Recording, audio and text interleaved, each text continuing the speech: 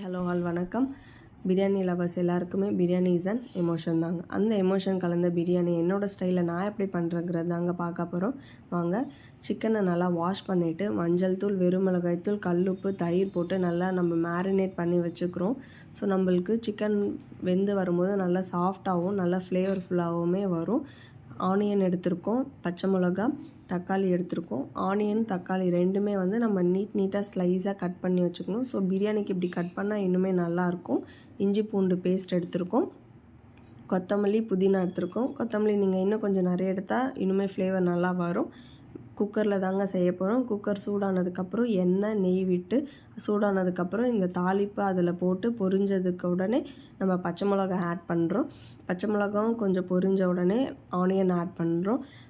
வெங்காயம், தக்காளி ரெண்டுமே எந்த அளவுக்கு நம்ம வதக்குறோமோ அந்த அளவுக்கு அந்த டிஷ் நல்லாவே வரும். ஸோ நம்ம நல்லா தட்டு போட்டு மூடி வச்சு